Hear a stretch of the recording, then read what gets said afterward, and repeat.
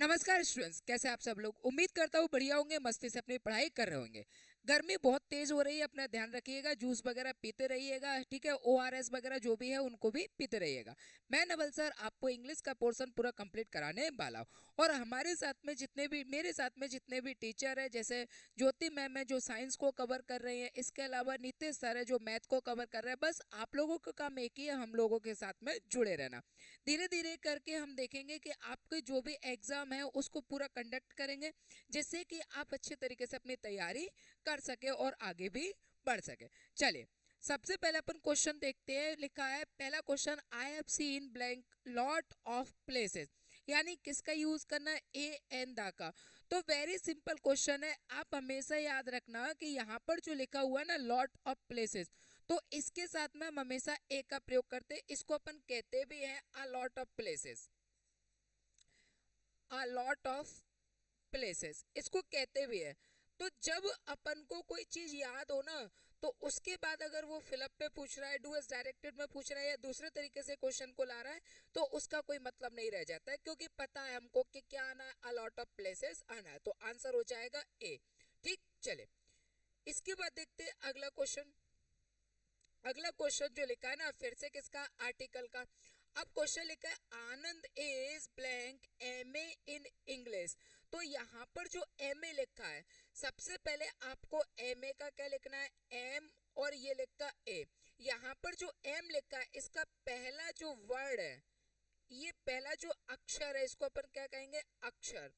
तो यहाँ पर जो पहला अक्षर है वो क्या आ रहा है, ए आ रहा है। यहाँ पर पहला अक्षर क्या आ रहा है, ए। और ए की अगर अपन बात करेंगे तो ये किस में आ रहा है, स्वर में। और स्वर के लिए अपन किसका प्रयोग करते हैं, एन का। किसका प्रयोग करेंगे, एन का। तो यहाँ पर आपको क्या लिख देना, एन। तो आंसर क्या हो जाएगा, एन। मान लीजिए कि जैसे मैंने यहाँ पर लिखा हीरो, आप सबसे पहले इसको हिंदी में लिखोगे। ठीक है, पहला अक्षर क्या आ रहा है, हा। ये पहला अक्षर क्या हो गया, हा। और हा को अगर अपन देखेंगे तो ये क्या होता है, व्यंजन।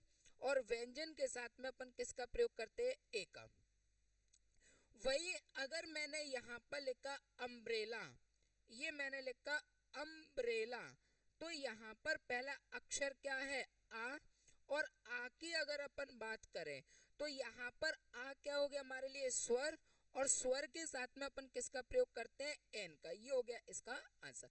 यानी आपको कुल मिलाकर ये देखना है कि अगर स्वर आता है तो आप एन का प्रयोग करोगे, और अगर व्यंजन आता है तो आप ए का प्रयोग करोगे। सीधा सीधा सा मेथड समझ लेना, ठीक है। चलिए इसके बाद देखते हैं अगला question, he is poor blank honest. वो कैसी है, वो कैसा है, पुअर है, यानी क्या है, गरीब है। इसके बाद यहाँ पर गए तो ऑनेस्ट, ऑनेस्ट मतलब क्या है, ईमानदार है। अब आपको इसके अकॉर्डिंग सही कंजक्शन बिठाना है कि सही कंजक्शन क्या रहेगा। He is poor and honest. वो पुअर है और ऑनेस्ट भी है, ठीक नहीं बैठ रहा है। क्योंकि पुअर यहाँ पर किसको बता रहा है, नेगेटिविटी को, और ऑनेस्ट किसको बता रहा है, पॉजिटिविटी को, ठीक है। तो अब दूसरी बात क्या आएगा, ही इज पुअर, वो पुअर है बट ऑनेस्ट, लेकिन वो ऑनेस्ट भी है। हालांकि पुअर है लेकिन फिर भी वो कैसा है भाई, ऑनेस्ट है, यानी ईमानदार है। तो एक तरफ पॉजिटिव है, एक तरफ निगेटिव है। तो यहाँ पर क्या है, कंट्रास्ट बता रहा है, ठीक है, यानी विरोधाभास है। इसमें क्या है, विरोधाभास। और अगर विरोध बता रहा है, यानी विरोधाभास यानी विरोध बता रहा है, तो सिंपल सी बात है, हम किसका प्रयोग करते हैं, बट का। यहाँ पर किसका प्रयोग करेंगे, बट का। तो आंसर क्या हो जाएगा, but. He is poor but honest, हालांकि वो गरीब है लेकिन फिर भी कैसा है, ऑनेस्ट है। यानी हम कह सकते हैं कि वो गरीब होकर भी कैसा है, ऑनेस्ट है। तो he is poor but honest, ठीक। चलिए आगे बढ़े। इसके बाद देखो अगला question, have you blank any complaint against us. क्या तुम्हारे पास मेरे खिलाफ कोई कंप्लेंट है। तो यहाँ पर क्या आ जाएगा, एनी। किसका प्रयोग करेंगे अपन, एनी का। कोई, क्या लिखेंगे, कोई कंप्लेन है, तो आंसर क्या आ जाएगा, एनी, ठीक। चले इसके बाद देखते हैं अगला क्वेश्चन भी, keep bread in the freeze.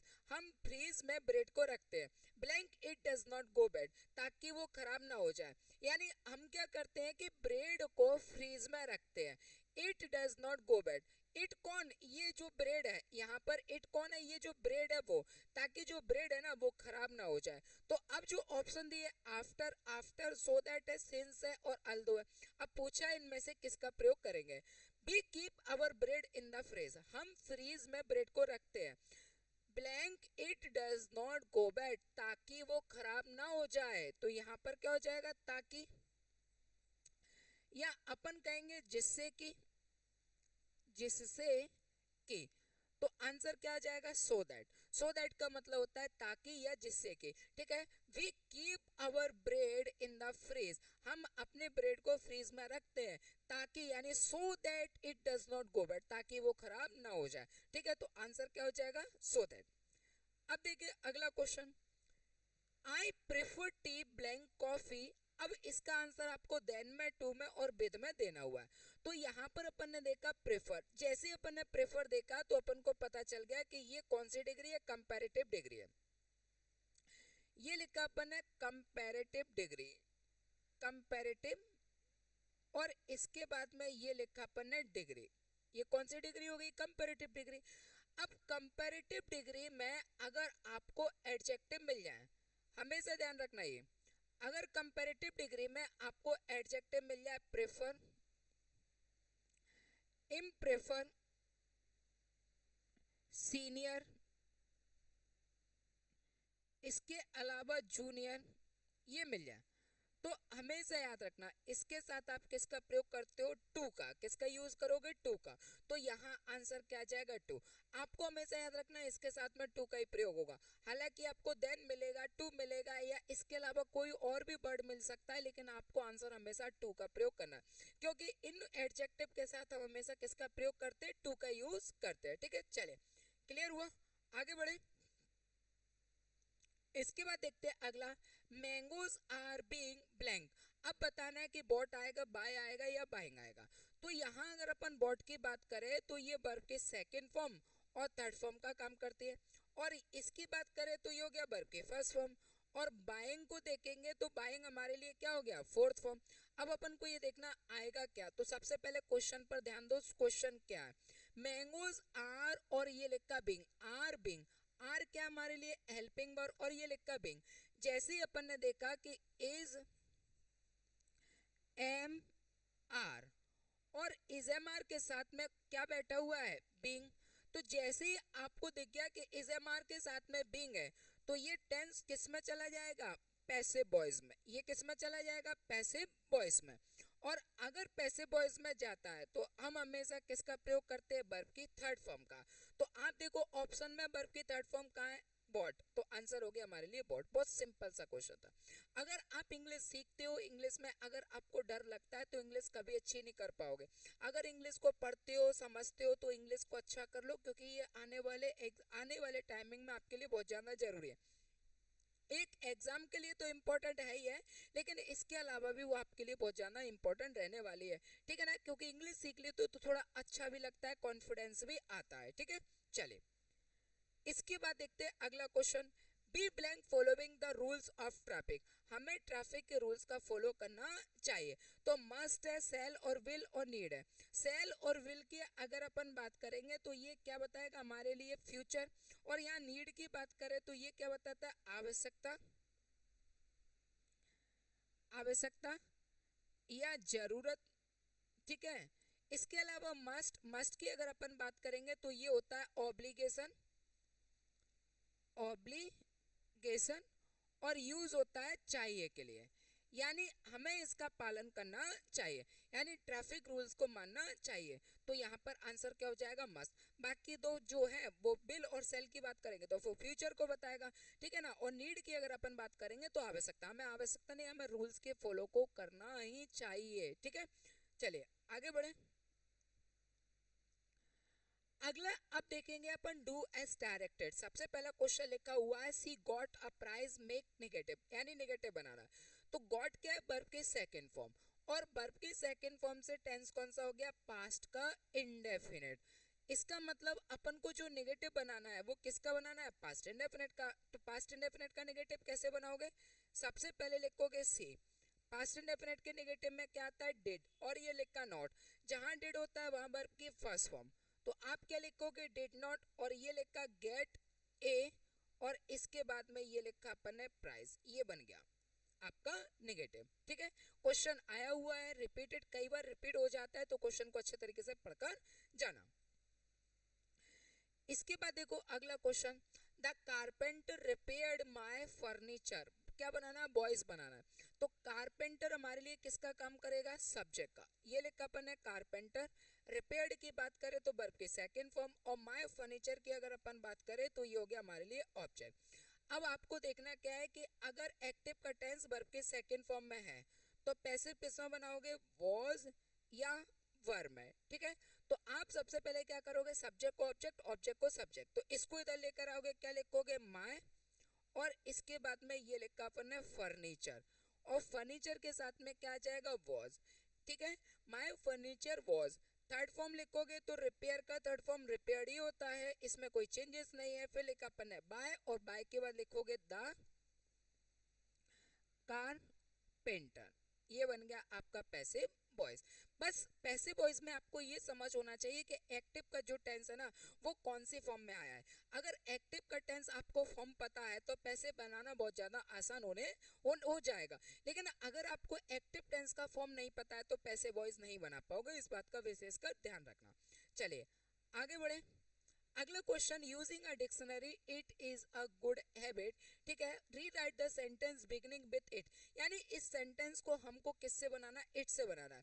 तो सबसे पहले अगर अपन देखेंगे कि इट से बनाना है, अब यहाँ लिखा अपन ने इट, और इट अपने लिए क्या है, एज अ सब्जेक्ट, ये लिखा इट, और इट क्या है, एज अ सब्जेक्ट। अब इट जो है वो हमारे लिए क्या हो गया, एज अ सब्जेक्ट हो गया। तो आपको अच्छे से पता है कि अगर मैं किसी सेंटेंस में सब्जेक्ट को रखूं तो सब्जेक्ट के बाद मुझे क्या लिखना पड़ता है, हेल्पिंग वर्ब। फिर वर्ब हो तो वर्ब लिखो, नहीं हो तो कोई बात नहीं, फिर इसके बाद क्या लिखो, डायरेक्ट ऑब्जेक्ट लिखो। तो यहाँ पर पूरे सेंटेंस में आप देखो कि हेल्पिंग वर्ब कहाँ है, तो हेल्पिंग वर्ब कहाँ है, ये मिल रही है, इसको अपन क्या कह रहे हैं, हेल्पिंग वर्ब। अगर ये हेल्पिंग वर्ब है तो इसका मतलब सेंटेंस यहीं से बनेगा। सबसे पहले क्या लिखोगे, इट, और फिर ये लिखा is a, it is a good, और ये अपन ने लिखा हैबिट। ठीक, ये बन गया आपका सेंटेंस। अब बचा क्या, using a dictionary, it is a good habit, और इसके बाद लिखा यूजिंग ए, और योग्य डिक्शनरी, ये बन गया आपका सेंटेंस। बस, कईयों को तो यही नहीं पता होता है कि इट का यूज करे का, कई क्या कर देते हैं, it using a dictionary is a good habit, ये कर देते, नहीं, इट खुद सब्जेक्ट है, आपने पढ़े होंगे आपने सब्जेक्ट में देखा होगा, सब्जेक्ट की अगर अपन बात करते हैं तो सब्जेक्ट दो होते हैं, एक सिंगुलर ही सी, ये लिखा ही सी इट, और ये इसके बाद में नेम, और वहीं प्लूरल में आपने देखा होगा आई वी यू, और इसके बाद में ये लिखा अपन ने दे। तो इसमें क्या आ गया, आपको क्या मिल रहा है, इट मिल रहा है कि नहीं मिल रहा है, और ये सब्जेक्ट है, और सब्जेक्ट जब काम करता है ना, सब्जेक्ट का जब यूज करना हो तो हमें हेल्पिंग वर्ब तोड़ना पड़ेगी, यानी हेल्पिंग वर्ब अपन को चाहिए। पूरे सेंटेंस में हेल्पिंग वर्ब अपन को यहाँ मिल रही थी, तो वो सेंटेंस की शुरुआत हेल्पिंग वर्ब को जोड़कर करेंगे, तो आंसर हो जाएगा it is a good habit using a dictionary. ठीक है, एक आध हो सकता है आपको ये भी मिल जाए, may be it is a good habit to use a dictionary, ये भी मिल जाए तो कोई बड़ी बात नहीं है। ठीक है, पर बेस्ट आंसर आपका यही रहेगा।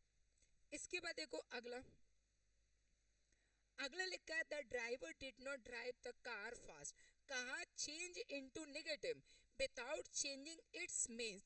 आप सेंटेंस को चेंज करो, और वो भी कैसा करना है, नेगेटिव करना है, लेकिन उसका मीन्स चेंज नहीं होना चाहिए। चलो देखते हैं इसको कैसे बनाओगे, वो देखते हैं। द ड्राइवर हमारे लिए क्या हो गया, सब्जेक्ट, फिर यहाँ लिखकर डिड नॉट हो गया हेल्पिंग वर्ब, ड्राइव ड्राइव क्या है, वर्ब की फर्स्ट फॉर्म, और द कार क्या हो गया हमारे लिए ऑब्जेक्ट, और इसके बाद में फास्ट लिखा है, ये क्या हो गया हमारे लिए एडजेक्टिव, यानी वो कार तो चला रहा है पर कैसे कार चला रहा है, फास्ट चला रहा है, तो ये हो गया एडजेक्टिव। बहरहाल हमें इससे कोई मतलब नहीं है, अपन को बनाना है निगेटिव। अब अपन को ये देखना है कि निगेटिव सेंटेंस है और निगेटिव ही बनाना है, तो ये किससे बन सकता है। तो आप हमेशा ध्यान रखना, एक वर्ड और होता है, जैसे मैंने लिखा डिड और ये लिखा नॉट। डिड नॉट इक्वल होता है किसके, नेवर के।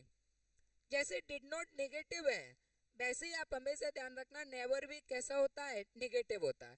तो डिड नॉट अगर नेगेटिव और इसके इक्वल में नेवर है, तो अपन नहीं कह सकते कि अगर सेंटेंस में यहाँ पर लिखा है कि डिड नॉट है, तो मैं कह सकता हूँ LHS इक्वल है RHS के। LHS इक्वल है RHS के, इसका मतलब क्या होता है कि जो लेफ्ट हैंड साइड जो है ना, वो राइट हैंड साइड के बिल्कुल इक्वल है। यानी जो चीज हमें LHS बता रहा है वही चीज हमें RHS बता रहा है, यानी LHS में जो आया वो RHS में भी आएगा, यानी RHS वही है और LHS भी वही है। तो कहने का मतलब ये है कि अगर डिड नॉट जो है वो इक्वल है नेवर के, तो इसका मतलब वो सेंटेंस नेवर से भी बन सकता है, यही तो मतलब निकला।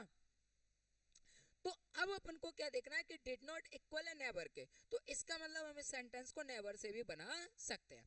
अब फर्क आ जाएगा, ये तो हो गया पहली बात। अब इसमें दूसरी बात अगर अपन देखें कि मैंने कहा कि नेवर का यूज करना है। अब नेवर कैसा वर्ड है, ये मैंने कहा कि मुझे नेवर का यूज करना है, और नेवर कैसा वर्ड है, नेगेटिव।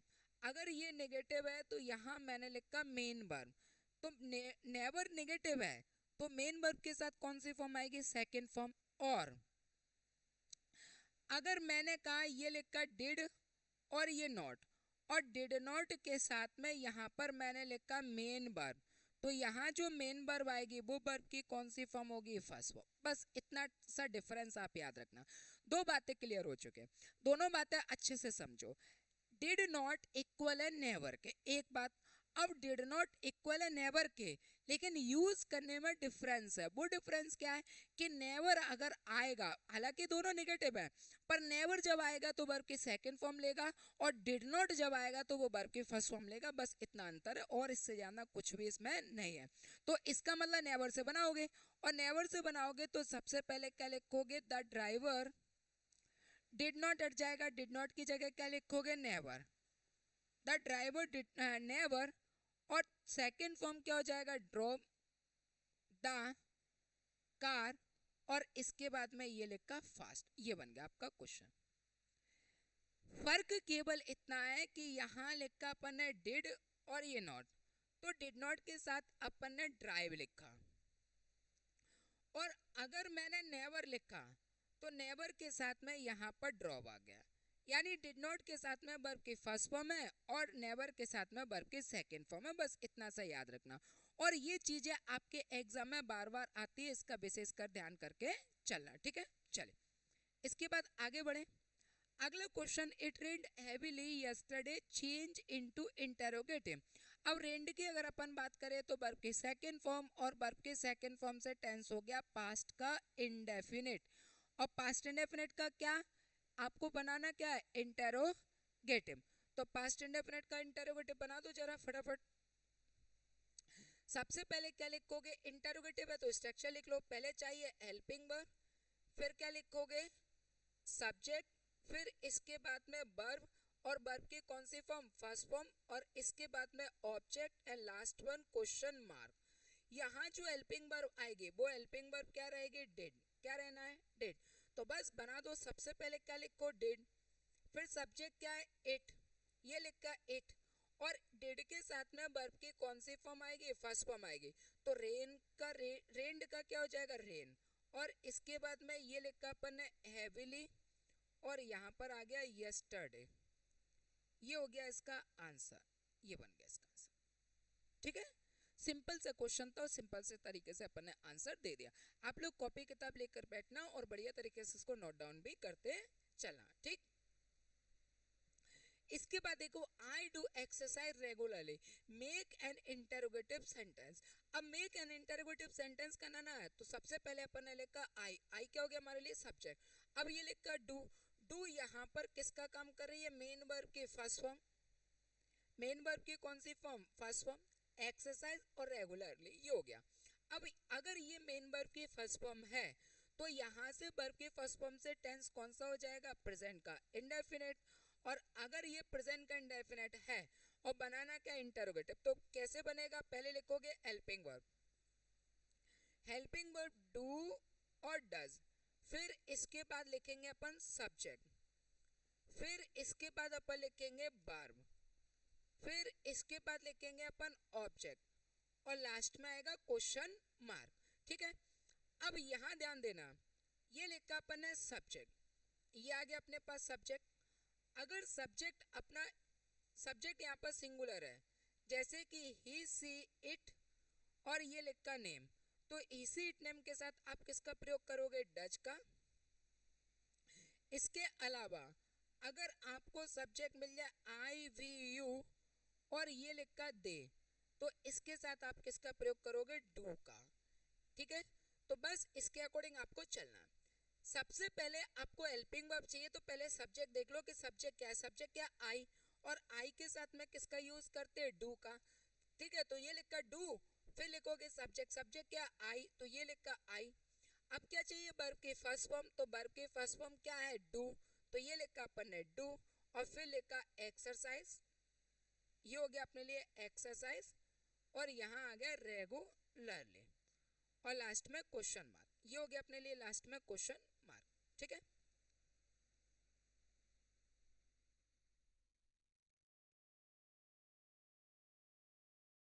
ये हो गया अपने लिए क्वेश्चन मार्क। अब आपको जो कंफ्यूजन होगा वो इस बात का होगा कि सर आपने डबल डू लिख दिया, ये हो गई हेल्पिंग वर्ब और ये हो गया मेन वर्ब, ये क्या है, हेल्पिंग वर्ब और एक मेन वर्ब। अब जवाब देना है, क्या एक ही क्लास में एक ही नाम के दो स्टूडेंट नहीं हो सकते क्या, कमेंट में जवाब देना कि एक ही नाम के दो, एक ही क्लास में दो स्टूडेंट नहीं हो सकते क्या, हो सकते हैं। जैसे एक ही क्लास में एक ही नाम के दो स्टूडेंट हो सकते हैं, वैसे ही एक ही सेंटेंस में दो चीजें भी आ सकती है, इसमें कोई दिक्कत नहीं है, कोई परेशानी नहीं है। पर शर्त है, जैसे एक क्लास में एक ही नाम के दो स्टूडेंट है लेकिन उनकी पहचान अलग है, सरनेम अलग है, उनके पिताजी का नाम अलग है, वैसे ही एक सेंटेंस में जब दो चीजें एक जैसी आ जाती है तो भाई उनकी पहचान अलग होती है, सरनेम अलग होता है, उनकी आइडेंटिफिकेशन अलग तरीके से चली जाते हैं। यहाँ डू है और यहाँ पर भी डू है, मैंने इस बात को माना, लेकिन यहाँ का जो डू है वो हेल्पिंग वर्ब है और ये वाला जो डू है वो मेन वर्ब है। आपने देखा कि ये मेन वर्ब का काम कर रहा है तो वो तो मेन वर्ब में आ गया, लेकिन यहाँ जो डू आया वो हेल्पिंग वर्ब में आया, इसीलिए ये यहाँ पर दो डू हो गए, पर एक हेल्पिंग वर्ब है और एक मेन वर्ब है, बस इस बात का ध्यान रखना। क्लियर हुआ? ठीक है, मान लो अगर इसको नेगेटिव बनाना होता तो क्या लिखते, आई डू नॉट, और वर्ब की फर्स्ट फॉर्म हो जाता डू, और इसके बाद में ये हो गया एक्सरसाइज, और लास्ट में अपन लिखेंगे रेगुलरली, ये बन गया। अब यहाँ पर जो डू नॉट है ये हो गया हमारे लिए हेल्पिंग वर्ब और ये हो गया अपने लिए मेन वर्ब, सिंपल सी बात है। एक ही क्लास में एक ही नाम के दो स्टूडेंट्स हो सकते हैं, बस उनके आइडेंटिफिकेशन अलग होना चाहिए। वैसे ही एक ही नाम के दो वर्ब आ गए लेकिन उनकी आइडेंटिफिकेशन अलग है, एक हेल्पिंग वर्ब का काम कर रहा है और एक मेन वर्ब का काम कर रहा है, इससे बढ़कर कुछ भी नहीं है। इसके बाद देखो अगला क्वेश्चन लिखा, I have gone to school, correct the sentence. आप इस क्वेश्चन को करेक्ट करना है, तो करेक्ट करोगे तो यहाँ पर क्या लिखा है, ही, और ये हमारे लिए क्या होगा, सब्जेक्ट, और यहाँ पर हमें अच्छे से पता है कि हैज हैव नहीं आएगा, किसका यूज करोगे, एज, तो यहाँ पर क्या जाएगा, एज। ठीक है, अब हो गया करेक्ट, यानी आंसर आप क्या बनाओगे, ही हैज गॉन टू, और इसके बाद में ये लिखा स्कूल, ये बन गया आपका करेक्ट सेंटेंस। ठीक, ठीक है, ये थे आपके आज के क्वेश्चंस। अगर वीडियो इंफॉर्मेटिव लगी हो, बढ़िया तरीके से अच्छे तरीके से समझ में आ रहा है तो वीडियो को शेयर करें, लाइक करें, और जहां पर भी डाउट हो उसको कमेंट जरूर करें, चाहे वो मैथ में हो या इसके अलावा साइंस में हो, इवन इंग्लिश में भी हो, जहां पर भी डाउट लगे तो बताना।